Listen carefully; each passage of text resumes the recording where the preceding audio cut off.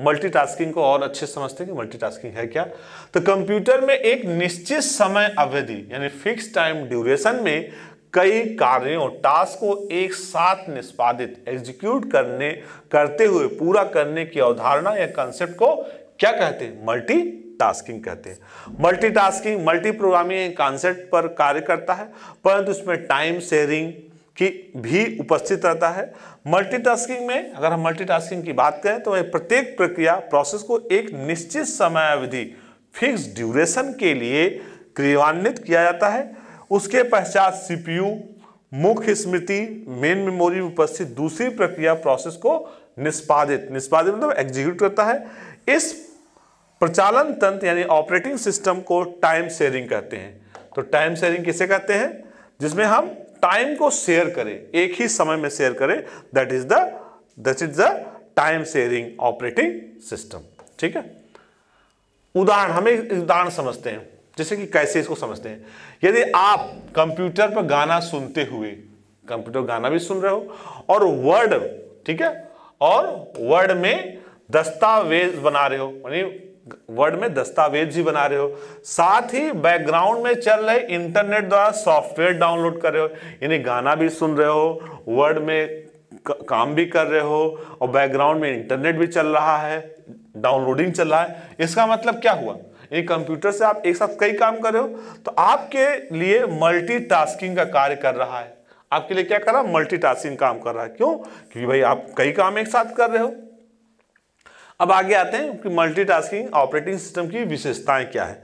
अगर इस विशेषताएं की बात करें तो इसमें एक साथ कई प्रोसेस एक साथ एग्जीक्यूट होते हैं। इसमें सभी प्रोसेस को समान समयावधि प्रदान की जाती है, मतलब सबको समय जो दिया जाता है समान दिया जाता है, ऐसा नहीं किसी को कम या किसी को ज्यादा देते हैं। इसको हम एग्जाम्पल से समझते हैं। ठीक है, जैसे ये ऑपरेटिंग सिस्टम है, हमारा ऑपरेटिंग सिस्टम है। अब ये एक्सेल पे भी काम हो रहा है, वर्ड पे भी काम हो रहा है, ब्राउजर पे भी काम हो रहा है, और काम कहाँ हो रहा है? सीपीयू में हो रहा है। तो ये आपका क्या है? मल्टीटास्किंग, एक साथ कई काम आपका सीपीयू कर रहा है। और प्रोग्राम भी अलग अलग है, वर्ड का प्रोग्राम अलग है, एक्सेल का प्रोग्राम अलग है और ब्राउजर का अलग है।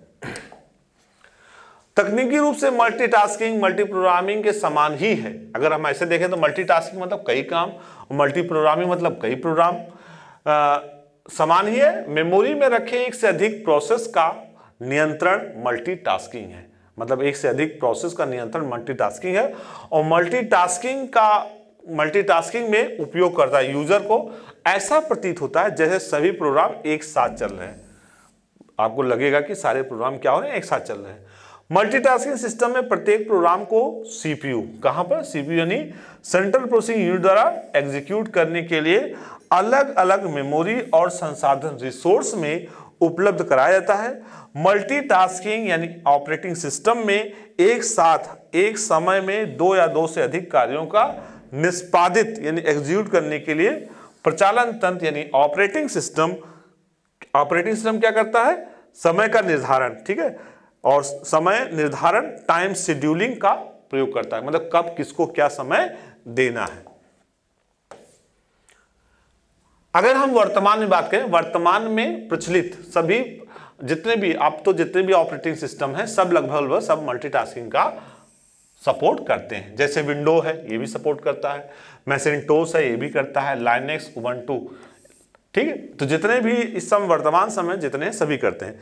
मल्टीटास्किंग के उदाहरण समझते हैं, जैसे कि ब्राउजर एक प्रोसेस है, एक्सेल पे काम कर रहे हैं, पेंट पे काम कर रहे हैं, मीडिया प्लेयर ओपन कर रहे हैं, और ये सारा ऑपरेटिंग सिस्टम हैंडल कर रहा है और सीपीयू को दे रहा है। तो ये क्या है? मल्टीटास्किंग। ठीक है, अब आगे हम देखते हैं समय निर्धारण टाइम शेड्यूलिंग। तकनीक में मुख्य कंप्यूटर जो मेन कंप्यूटर होता है अपने द्वारा जोड़े गए सभी उपयोगकर्ता यूजर के प्रोग्राम को एक के बाद एक एग्जीक्यूट करता है। इसमें प्रत्येक उपयोगकर्ता यानी यूजर जो है प्रोग्राम को प्रोसेस करने के बाद माइक्रोसेकंड लेता है, जिसे हम क्वांटम भी कहते हैं।